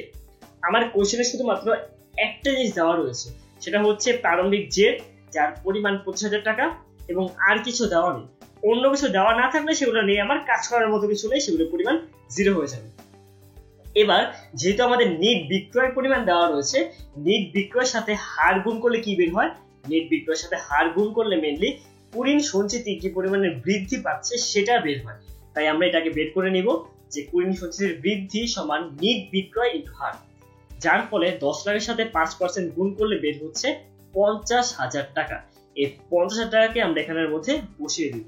সো যেহেতু আমরা এখানে অলরেডি 5টা উপাদানের মধ্যে আমাদের 4টা উপাদান অ্যাভেলেবল আছে, আরেকটি উপাদান বের করা কোনো ব্যাপারই না। এখানে 25,000 এর 50,000 এই টাকাটা যোগ করলে বের হবে 75,000 টাকা। এই 75,000 টাকা বাম পাশেও বসে যাবে এবং এর সাথে ডেবিট পাশের যে যোগফল রয়েছে তা আমরা বিয়োগ করে দিব। সো এখানে যে ডেবিট পাশের মধ্যে আসলে কিছু নেই, তাহলে এই 75,000 টাকাটাই সমাপনী জের হয়ে যাবে। যে 75,000 মাইনাস 0 সমান অবশ্যই 75,000 টাকা। তাই বোঝা যাচ্ছে যে সমাপনী জেরের পরিমাণ 75,000 টাকা। এবং আমার কাছে মেনলি এটি জানতে চাওয়া হচ্ছিল যে উদ্বৃত্ত পত্রে দেনাদার থেকে কত টাকা বাদ দিতে হবে। তার দ্বারা আমাদেরকে কুড়িন সঞ্চিতির সমাপনী জের জানতে চাওয়া হচ্ছে এবং সূত্র এবং ছকের মাধ্যমে আমরা ইজিলি এই সমাপনী জেরের পরিমাণ বের করে ফেলতে পেরেছি। তারপরের যে কোশ্চেনটা সেটা আমরা চলে যাই। এরপরে আমরা জানবো দেনাদারের বার্তা সঞ্চিতি সম্পর্কে। আমরা অলরেডি জেনে এসেছি কুড়িন কি জিনিস এবং কুড়িন সঞ্চিতি কি জিনিস। এবারে আমরা জানবো যে দেনাদারের বার্তা সঞ্চিতি কি জিনিস। এই কুড়িনের সাথে এই যে বার্তা সঞ্চিতি রয়েছে, দেনাদারের বার্তা সঞ্চিতি, সেটা খুবই রিলেটেড। কোনো কারবারের নির্দিষ্ট হিসাবকালে দেনাদারকে নগদ বার্তা প্রদান করার সিদ্ধান্ত ঘোষিত হলে ভবিষ্যতে নগদ বার্তা প্রদানজনিত ক্ষতি হওয়ার যে সম্ভাবনা থাকে সেই ক্ষতি পূরণের জন্য কারবার সঞ্চিতি ব্যবস্থা করে থাকে। একেই দেনাদারের বার্তা সঞ্চিতি বলা হয়ে থাকে। ব্যাপারটা যখন কিনা দেনাদার এবং পাওনাদারের মধ্যে নিষ্কৃতির যে ব্যাপারটা আসে, তখন দ্রুত পরিশোধের জন্য দেখা যায় যে পাওনাদার দেনাদারকে কিছু পরিমাণে বার্তা প্রদান করে থাকে। এই বার্তাকে বলা হয়ে থাকে নগদ বার্তা। যেটা যদি দেনাদার যে পরিমাণে বার্তা কি মানে বার্তা তোমার পেয়ে থাকে, সেই বার্তাকে বলা হয়ে থাকে প্রদত্ত বার্তা। এখন কোনো কারবারের হিসাবকালে দেনাদারকে যখন কিনা নগদ বার্তা দেওয়া হচ্ছে বা বার্তা প্রদান করা হচ্ছে, সেটা অবশ্যই প্রতিষ্ঠানের জন্য একটা ব্যয় বা ক্ষতি বলা যেতে পারে। এই ক্ষতি হওয়ার সম্ভাবনা, তার জন্য আগের থেকে একটা সঞ্চিতি তৈরি করে রাখা হয়, যাতে করে ভবিষ্যতে যখন কিনা আসলে আমার এই ক্ষতিটা হয়ে যাবে, তখন সেই সঞ্চিতি থেকে এই ক্ষতিপূরণটা দেওয়া পসিবল। জাস্ট লাইক অনাদায়ী পাওনা বা কুড়ির সঞ্চিতির ক্ষেত্রে আমরা যে কাজ করেছিলাম, যে আমার কুড়ির নামক সম্ভাব্য ব্যয় হতে পারে, তার কারণে আমি আগের থেকে কুড়ির সঞ্চিতি তৈরি করে রেখেছি। সেম ভাবে দেনাদারকে আমার নগদ বার্তা প্রদান করতে হতে পারে, সেই কারণে যখন কিনা আমি আগের থেকেই সঞ্চিতি তৈরি করে রাখি, সেটাকে বলা হয়ে থাকে দেনাদারের বার্তা সঞ্চিতি। দেনাদারের বার্তা সঞ্চিতির সূত্রটি সমাপনী দেনাদার মাইনাস সমাপনী কুড়িন সঞ্চিতি এর জের ইনটু হার। অর্থাৎ আমাদের সমাপনী যে দেনাদার বের হয়েছে, তার থেকে সমাপনী কুড়িন সঞ্চিতির যে জের রয়েছে তা বাদ দেওয়া লাগবে। যেটা আমরা বাদ দিই সাধারণত আর্থিক অবস্থা বিবরণীর মধ্যে অথবা উদ্বৃত্ত পত্রের মধ্যে। এই সমাপনী দেনাদার থেকে এই সমাপনী কুড়িন সঞ্চিতির যেটা বাদ দিব, যেই পরিমাণ টাকা বের হয় তার উপর গিয়ে আমাদের এই হারটাকে ধরতে হবে। আমরা দেখে নিই কিভাবে করে এই ম্যাথটা সলভ করতে হয়। বছরের শুরুতে দেনাদার ছিল 20,500 টাকা। উক্ত বছরে কুড়িন অবলোকন করা হয় 500 টাকা। দেনাদারের উপর 10% কুড়িন সঞ্চিতি ও 5% হারে বার্তা সঞ্চিতি রাখা হলে বার্তা সঞ্চিতির পরিমাণ কত? সো এই ম্যাথটা সলভ করার জন্য আমরা সূত্র দেখে নিই যে সমাপনী দেনাদার মাইনাস সমাপনী কুড়িন সঞ্চিতি এর জের ইনটু হার। তো আমাদেরকে প্রথমে এই বের করা লাগবে সমাপনী দেনাদারের পরিমাণ কত। তো সমাপনী দেনাদারের পরিমাণ কত? 20,500 মাইনাস 500 সমান 20,000 টাকা। তো এখানে কেন 20,500 থেকে 500 টাকা বাদ দেওয়া হলো? কারণ 20,500 ছিল বছরের শুরুতে দেনাদারের পরিমাণ এবং উক্ত বছরে কুড়িন অবলোকন করা হয়েছে 500 টাকা। তো আমরা আগেই জানি প্রারম্ভিক দেনাদার থেকে যখন কিনা কুড়িন অবলোকন বাদ দেওয়া হয়, তখনই বের হয়ে যায় সমাপনী দেনাদার। এই কারণে সমাপনী দেনাদারের পরিমাণ 20,000 টাকা। সমাপনী দেনাদারের বরাবর 20,000 টাকা লিখবো। তারপর দেওয়াও রয়েছে সমাপনী কুড়িন সঞ্চিতি এর জের। সমাপনী কুড়িন দেওয়া আছে কত? সমাপনী কুড়িন সঞ্চিতি জের বের করার জন্য আমাদেরকে অবশ্যই সমাপনী দেনাদারের উপর যে হার দেওয়া রয়েছে সেই হারটা গুণ করতে হয়, যেটা আমরা আগের ম্যাথগুলো দেখে এসেছি। তাই 20,000 টাকার উপর আমরা 10% করব। এই 20,000 থেকে যখন কিনা 20,000 10% বাদ দেওয়া হবে, সেই নিট টাকার উপরে আমাদেরকে এই দেনাদারের বার্তা সঞ্চিতির হারটা গুণ করতে হবে। তাহলে 20,000 টাকার উপর 10% করলে বের হয় 2,000 টাকা। 20,000 থেকে আমাদের 2,000 বাদ দেওয়া লাগবে, তাহলে বের হয় 18,000 টাকা। 18,000 এর উপর যখন কিনা 5% করব, তখন আমাদের বের হয়ে যাচ্ছে কত টাকা? 900 টাকা। সো এইভাবে করে দেনাদারের বার্তা সঞ্চিতি বের করতে হয়। প্রথমে কি করব? প্রথমত আমাদের সমাপনী দেনাদার বের করে নেওয়া লাগবে। সমাপনী দেনাদার থেকে আমরা সমাপনী কুড়িন সঞ্চিতির জের বাদ দিয়ে নিব। তারপরে যে টাকা আসে, এই টাকার উপর আমাদেরকে পার্সেন্ট গুণ করা লাগবে। যদি ডাইরেক্ট দেওয়া না থাকে এইভাবে করে আলাদা করে আমাদেরকে আবার এই মানগুলা বের করে নিতে হতে পারে।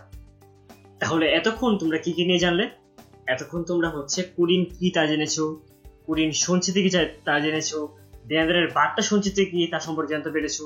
তারপর আমরা বিভিন্ন ধরনের হচ্ছে প্র্যাকটিস কোশ্চেন করেছি সবগুলা থেকে। কুরিনের কিছু ম্যাথ করেছি, কুরিন সঞ্চিতির ম্যাথ করেছি, দেনাদারের বার্তা সঞ্চিতির ম্যাথ করেছি। এবার আমরা দেখবো প্রিভিয়াস ইয়ারে তোমাদের হচ্ছে বিভিন্ন ভার্সিটির এক্সামের মধ্যে কোশ্চেন এসেছিল এরকম কিছু গুরুত্বপূর্ণ কোশ্চেন যেগুলো দেখবো যে আমরা সলভ করতে পারছি নাকি পারছি না। তো চলো এরকম হচ্ছে একটা কোশ্চেন দেখে নেওয়া যাক। এখানে বলা হয়েছে একটি জাবেদা দাখিলায় লাভ ক্ষতি হিসাবে 3000 টাকা ডেবিট করে কুরিন ও কুরিন সঞ্চিতিকে ক্রেডিট করা হয়। যদি পুরাতন সঞ্চিতি 2925 টাকা, কুরিন 3500 টাকা এবং দেনাদারের উপর 5% হারে নতুন সঞ্চিতি ধরা হয়ে থাকে, তবে দেনাদারের প্রাথমিক অঙ্ক টাকায় কত ছিল? তো এখানে মেইনলি কি কি জানতে চাওয়া হয়েছে এবং কি কি দেওয়া আছে। এখানে আমাদের জানতে চাওয়া হয়েছে দেনাদারের প্রাথমিক অঙ্ক টাকায় কত ছিল, তার মানে এখানে প্রারম্ভিক দেনাদারের পরিমাণ জানতে চাওয়া হয়েছে। আচ্ছা, এরপর দেখতে পাচ্ছি এখানে বলা হয়েছে জাবেদা দাখিলায় লাভ ক্ষতি হিসাবের মধ্যে 3000 টাকা ডেবিট করা হয়েছিল কুরিন নামে। তো লাভ ক্ষতি হিসাবের মধ্যে যাকে ডেবিট করা হয় তার মানে হচ্ছে কুরিন কি পরিমাণে বৃদ্ধি পেয়েছে তার পরিমাণ এখানে উল্লেখ করা আছে, যার পরিমাণ 3000 টাকা। এরপর পুরাতন সঞ্চিতির পরিমাণ উল্লেখ করা রয়েছে 2925। এখানে পুরাতন সঞ্চিতি বলতে বোঝানো হচ্ছে কুরিনের পুরাতন সঞ্চিতি, মানে কুরিন সঞ্চিতির প্রারম্ভিক উদ্বৃত্ত, এবং কুরিন দেওয়া আছে 3500, তার মানে কুরিন অবলোপনের পরিমাণ দেওয়া আছে 3500। দেনাদারের উপর 5% হারে নতুন সঞ্চিতি ধরা হয়ে থাকে। আচ্ছা, সবকিছু ফাইন। এখন কথা হচ্ছে আমার কোশ্চেনে কি জানতে চেয়েছে? দেনাদারের প্রাথমিক অঙ্ক টাকায় কত ছিল তা নির্ণয় করতে। এর আগে আমাদের সমাপনী কত টাকা ছিল দেনাদার তা বের করে নেওয়া হচ্ছে দরকার। যদি সমাপনী দেনাদার কত বের করা যায় তাহলেই আমরা প্রারম্ভিক যে দেনাদার ছিল তা আমরা বের করতে পারবো। এখন সমাপনী দেনাদার বের করার জন্য আমাদের দরকার সমাপনী কি পরিমাণে কুরিন ছিল, কিন্তু এখানে কিন্তু কোথাও সমাপনী কুরিন দেওয়া নেই। তবে কুরিন কি পরিমাণে বৃদ্ধি পেয়েছে তার পরিমাণ দেওয়া আছে 3000 টাকা। তো এবার আমরা ছক ব্যবহার করে আমাদের কি পরিমাণে কুরিন সঞ্চিত সমাপনী যে রয়েছে তা আমরা বের করতে পারি। কি হবে? প্রথমত আমরা ছকটা দেখে নিই। ছকের মধ্যে প্রথমতই আমরা 3টা উপাদান কিন্তু বসিয়ে দিই সবসময়। একটা হচ্ছে কুরিন অবলোপন, 2 নাম্বারটা হচ্ছে প্রারম্ভিক জের এবং 3 নাম্বারটা হচ্ছে কুরিন পুনরুদ্ধার। এই 3টি উপাদান যা যা থাকবে সেগুলি বসাবো, আর যেগুলো থাকবে না সেগুলোকে আমরা 0 ধরে নিব। লাইক এখানে আমাদের বলা হয়েছে পুরাতন সঞ্চিতি 2925 টাকা, তার মানে কুরিন সঞ্চিতির প্রারম্ভিক জের 2925 টাকা এখানে দেওয়া আছে, এখানে বসিয়ে দিলাম। তারপর এখানে বলা হয়েছে কুরিন 3500, অর্থাৎ কুরিন অবলোপনের পরিমাণ এখানে 3500।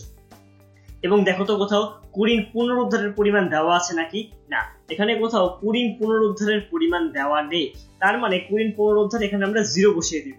যদি এগুলার ভ্যালু দেওয়া থাকে তাহলে আমরা এখানে যার যার মতো ভ্যালু বসাবো, লাইক 3500 এবং 2925। কিন্তু যেগুলার ব্যালেন্স দেওয়া থাকবে না, যেমন এখানে কুরিন পুনরুদ্ধারের ব্যালেন্স নাই, এটাকে আমরা 0 ধরে নিয়েছি।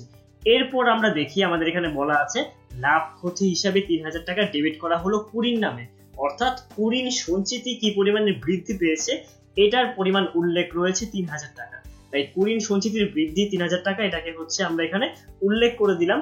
তারপর আমরা দেখব সমাপনী জেরের পরিমাণ কত হবে। কি করতে হবে আমাদের? এই ক্রেডিট পাশের টাকার পরিমাণ হচ্ছে আমরা যোগ করে দিব এবং ডেবিট পাশের টাকার পরিমাণগুলো যোগ করব। যোগ করে দেখব কোনটার যোগফল বেশি। দেখতে পাচ্ছি ডান দিকের যোগফল বা ক্রেডিট দিকের যোগফল বেশি, যার পরিমাণ হচ্ছে 5925 টাকা। এই ক্রেডিটের যোগফল থেকে ডেবিট পাশের যোগফলটা বিয়োগ করে দেব। তো ডেবিট পাশের যোগফল ছিল 3500, ক্রেডিট পাশে এসেছে 5925। এদের যে পার্থক্য 2425, এটাই হচ্ছে এই যে প্রারম্ভিক যে আমরা যে কুরিন সঞ্চিতি নির্ণয় করলাম, এই কুরিন সঞ্চিতির সমাপনী জের। সমাপনী জের নির্ণয় করার কিন্তু আমরা একটা সূত্র জেনে এসেছিলাম। কুরিন সঞ্চিতির সমাপনী যে জের, এটা নির্ণয় করার সূত্র হচ্ছে সমাপনী দেনাদার ইনটু হার, অর্থাৎ সমাপনী দেনাদারের সাথে হার গুণ করলে আমরা সমাপনী কুরিন সঞ্চিতি পেয়ে যাই। তাহলে যদি এটাকে আমরা একটু চেঞ্জ করে লিখি, এটাকে লেখা যায় যে সমাপনী দেনাদার সমান সমাপনী কুরিন সঞ্চিতি ডিভাইডেড বাই হার। হারকে যেহেতু বাম পাশে গুণ করলে আমাদের ডান দিকে সমাপনী কুরিন সঞ্চিতি বের হয়, এই হারটা যদি আমরা এখন ডান দিকে নিয়ে চলে যাই, গুণের পরিবর্তে ভাগ হয়ে যাবে। অর্থাৎ সমাপনী যে কুড়িন সঞ্চিতি বা এখানে যে আমরা 2425 টাকা পেয়েছিলাম, এটাকে হার দিয়ে ডিভাইড করলে আমাদের সমাপনী দেনাদারটা বের হয়ে যাবে। আমাদের হার দেওয়া ছিল কত, দেনাদারের উপর 5% হারে নতুন সঞ্চিতি ধরা হয়ে থাকে।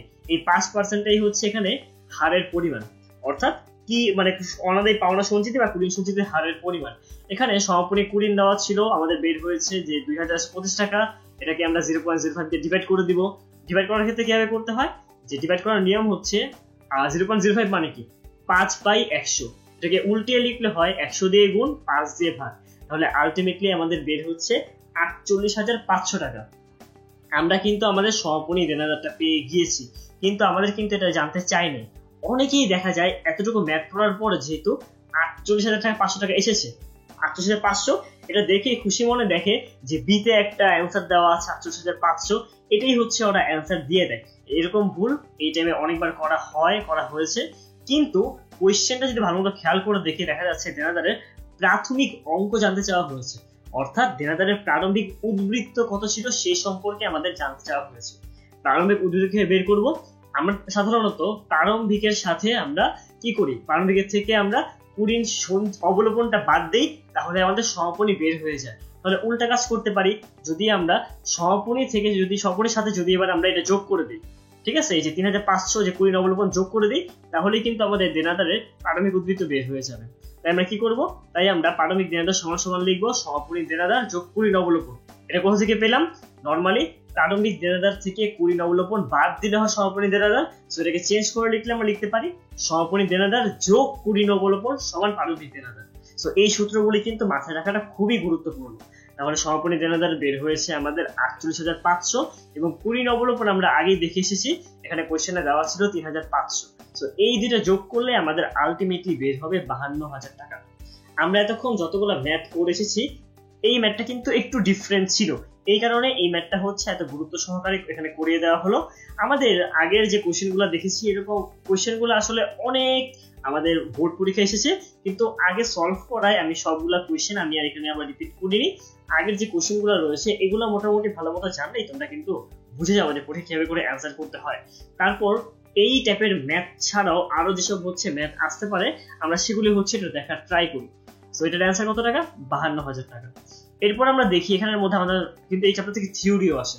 আমাদের এখানে জিজ্ঞেস করা হয়েছে কুড়িন সঞ্চিতি করা হয় কেন, অর্থাৎ কুড়িন সঞ্চিতি তৈরি করা হয় কখন বা কেন, যখন দেনাদার বৃন্দ দেউলিয়া হয়ে যায়।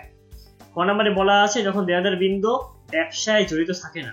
3 নম্বরে বলা হয়েছে সম্ভাব্য কুড়িনের হিসাব বরাদ্দ রাখার জন্য, এবং 4 নম্বরে বলা হয়েছে কুড়িন অবলোপন করার জন্য। খেয়াল করে দেখো, কুড়িন সঞ্চিতি তৈরি করা হয় সঞ্চিতি কিংবা বরাদ্দ পদ্ধতিতে। যখন দেনাদার বৃন্দ দেউলিয়া হয়ে যায় তখন কিন্তু ঠিক তখনই কুড়িন লিপিবদ্ধ করার যে পদ্ধতি সেটা কিন্তু সঞ্চিতি পদ্ধতিতে করা হয় না, সেটা হচ্ছে সরাসরি অবলোপন পদ্ধতি। সেখানে কুড়িন সঞ্চিতি তৈরি করা হয় না, তাই মানে দেনাদার বৃন্দ দেউলিয়া হয়ে গেলে সঞ্চিতি তৈরি করা হয়, এই জিনিসটা ভুল। তো 1 নম্বর বা এই নাম্বার অ্যান্সারটা হবে না। 2 নম্বরে বলা হয়েছে যখন দেনাদার বৃন্দ ব্যবসায় জড়িত থাকে না, যখন ব্যবসায় জড়িত নেই সেখানে তো আমার অবশ্যই কুড়িন সঞ্চিতি তৈরি করার কোনো কারণই আসছে না। আবার কুড়িন অবলোপনের জন্য এ আর ডি এখানে সেম মিনিং প্রকাশ করছে। কুড়িন যখন অবলোপন হয়ে যাচ্ছে বা দেনাদার যখন দেউলিয়া হয়ে যাচ্ছে, তখন যদি কুড়িনকে আমরা লিপিবদ্ধ করি সেটাকে আমরা বলি হচ্ছে সরাসরি অবলোপন পদ্ধতি। কিন্তু সঞ্চিতি তৈরি করা হয় শুধুমাত্র একটা টাইমে, যখন সম্ভাব্য কুড়িনের জন্য হিসাব বরাদ্দ রাখা হয়, যে আমার ভবিষ্যতে বা সামনের হিসাবকালে হয়তো আমার এই পরিমাণে ক্ষতি হতে পারে, আমার সম্ভাব্য একটা কুড়িন হতে পারে বা এই কুড়িন হওয়ার একটা সম্ভাবনা আছে। এই ক্ষেত্রে হচ্ছে সাধারণত কি তৈরি করা হয়, কুড়িন সঞ্চিতির জন্য একটা সঞ্চিতি রাখা হয়ে থাকে। এই কারণে এখানে অ্যান্সার কি হবে, এখানে অ্যান্সার হবে সি, সম্ভাব্য কুড়িনের হিসাব বরাদ্দ রাখার জন্য কুড়িন সঞ্চিতি তৈরি করা হয়ে থাকে। 3 নাম্বারটা দেখি কি বলা হয়েছে, ইতপূর্বে অবলোপনকৃত একটি কুড়িন থেকে যখন অপ্রত্যাশিত ভাবে কি হয়, কুড়িন যখন কিনা হচ্ছে পাওয়া যায় বা আদায় হয়, তখন কি হয়, তখন কি দেনাদার একই থাকে, দেনাদার কমে, খরচ বাড়ে, নগদ একই থাকে, নাকি বিক্রয় বাট্টা বাড়ে।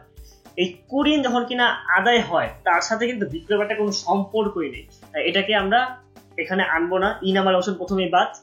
নগদ, খেয়াল করে দেখো, যখন কুড়িন পুনরুদ্ধার হচ্ছে তখন কিন্তু প্রাপ্য হিসাবে আমাকে টাকা প্রদান করছে, তখন অবশ্যই আমার টাকার পরিমাণ বৃদ্ধি পাচ্ছে, তাই নগদ একই থাকে এই কথাটা ভুল। খরচ বাড়ে। খরচ কিন্তু আমি অলরেডি দেখিয়ে এসেছিলাম। এখানে যখন কিনা কুড়িন অপ্রত্যাশিতভাবে আদায় হচ্ছে তখন এর সাথে খরচেরও কোনো সম্পর্ক নেই, তাই সি নাম্বার অ্যান্সার হবে না। এখন কথা হচ্ছে আইদার তাহলে এ হবে অর বি হবে, হয় দেনাদার কমে যাবে না হলে দেনাদার সেম থাকবে। খেয়াল করে দেখো, যখন কিনা কুড়িন পুনরুদ্ধার হয় তখন আমরা দুইটা জাবেদা দিই। প্রথম জাবেদাটা এরকম, প্রথম জাবেদাটা হয়ে যায় কুড়িন অবলোপনের ঠিক অপোজিট জাবেদা, আর এটা হয়ে যায় দেনাদার হিসাব ডেবিট এবং কুড়িন সঞ্চিতি হিসাব ক্রেডিট।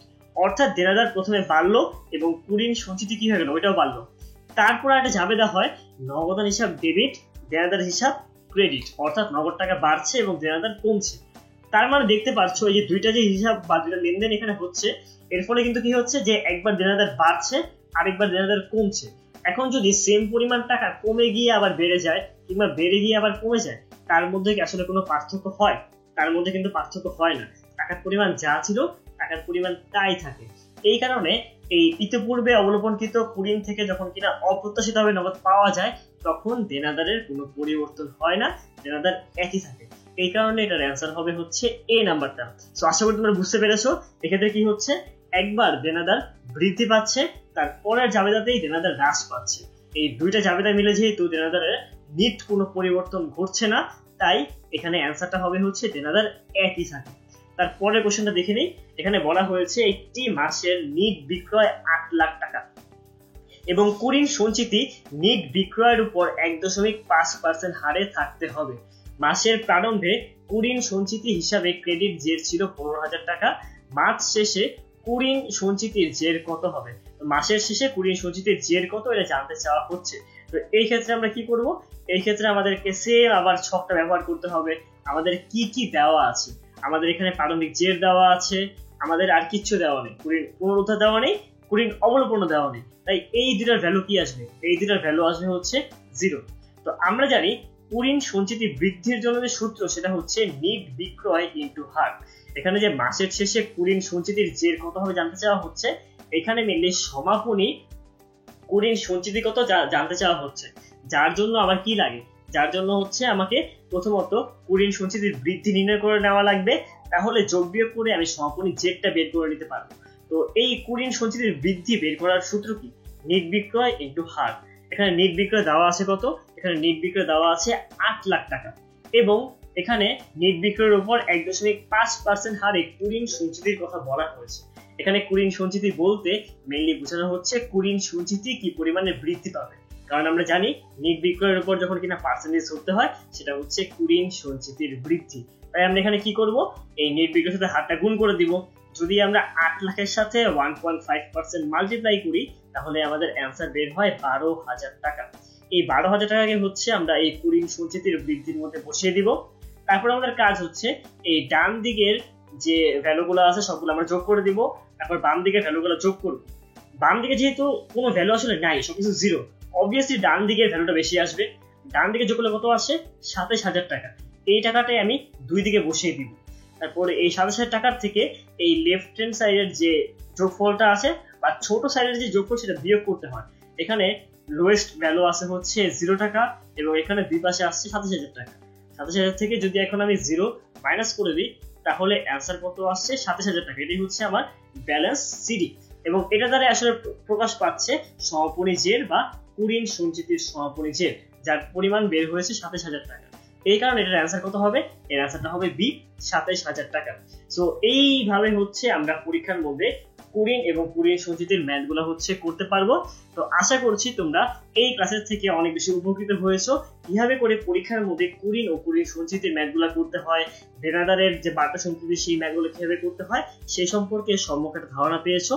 এরপরেও যদি তোমাদের কোনো কনফিউশন থাকে তোমরা ভিডিওটা একদম প্রথম থেকে শেষ পর্যন্ত আবার দেখো, যে যে জায়গায় সমস্যা হচ্ছে সেটা আবার রিপিট করে দেখো, সবগুলা ম্যাথ ট্রাই করো। আমি কিন্তু এখানে তোমাদের অ্যান্সার সহ দিয়ে দিয়েছি, তোমরা নিজেরা ট্রাই করো যে এখানে অ্যান্সার না দেখে তোমরা নিজেরা এই ম্যাথগুলা করতে পারছো নাকি। এবং অবশ্যই প্রচুর প্রচুর প্রচুর পরিমাণে প্র্যাকটিস করতে হবে। যত বেশি পরিমাণে প্র্যাকটিস করবে এই ব্যাপারটা তোমাদের আরো বেশি ভালো মতো রপ্ত হয়ে যাবে। তাহলে আজকের ক্লাস এতটুকুই, দেখা হচ্ছে পরের লেকচার। ধন্যবাদ সবাই।